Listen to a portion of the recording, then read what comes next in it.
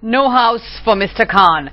Joining us tonight, two very eminent chroniclers of India. Dipankar Gupta, sociologist who has been studying modern India for many years and is very insightful on it. We also have Sanjay Srivastava, professor of sociology at the Institute of Economic Growth. Thanks very much, gentlemen, for joining us. Dipankar, over to you first. I beg your pardon, first let me get you our poll. We're asking the question, is urban middle-class India anti-Muslim? Has it become anti-Muslim? Is it hostage to aggressive Hinduism? What are you telling us? 47 yes, 53 no. Dipankar Gupta, not wanting to rent your house to a Muslim, does this tie in with what the arguments you have made in your book, Mistaken Modernity, where, you know, the richer you get, you don't necessarily get more modern in your outlook? Well, I think you're right, because I think I'm right, because modernity is the way you relate to other people. It has very little to do with the clothes you wear or the locality you live in or the amount of money you make. And in our relations with other people, including our kith and kin, we have a very traditional outlook, and that is why our modernity is very superficial.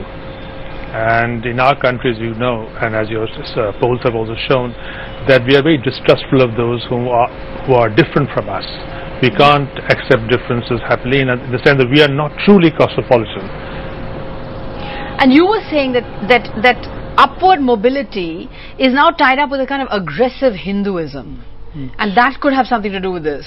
Yes, I think so. No, let me just follow up what Dipankar said. I think we've got a very technological or technical modernity, in the sense that we've got tollways and metros and various private airlines.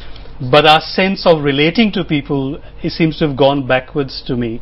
And I say backwards because I remember about 30 years ago, I'm from Lucknow, and I remember that there wasn't that same sense of saying that person is a Muslim when he or she came to my house.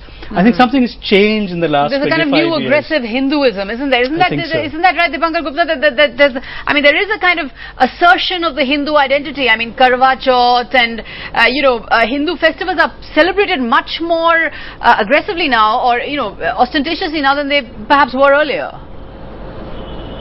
Yes, that's true, but we should be a little careful in drawing the conclusion that this naturally makes us anti-Muslim, because awareness of one's religious or cultural identity is something that happens, I think, very normally in most countries with the development of urbanization, and with the first generation in particular that have broken free from their rural surroundings.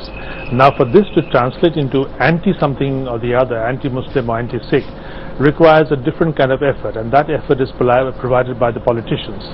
And when the politics of Hindu-Muslim rivalry or antagonism is worked to a feverish pitch, at that time people generally tend to lapse into their prejudices, which are quite abundant in all of us. But you will appreciate that awareness of one's culture is not necessarily a reason why we should be against some other culture. And this antagonism, I think, is primarily a political one, and doesn't happen only in India. In other cosmopolitan and highly westernized societies, one finds a similar attitude towards Muslims these days, and that, I think, is mainly a function of the image the Muslims have politically as a violent community all over the world, which is completely incorrect if you look at the actual picture. But that is how it has been broadcast, and that is how some politicians are able to make such a killing. So it's the associations with terrorism, it's the associations with but what's happening in America, for example, or is happening in the West, is there's a lot of questioning of that. There's a sort of negotiation of those identities. America is negotiating its relationship with Islam. The other countries are negotiating their relationship with Muslims, such as the burqa ban. In India, we don't seem to be wanting to dialogue on this relationship or negotiate the relationship between the communities. We're happy with our stereotypes. Well, I think our processes of modernity and process of development is also very different from American processes. We have our political processes, our economic processes that we are undergoing right now. The coming together of all these is quite different from what's happening in America. I mean, there are levels at which people are talking about, are saying that this is not right.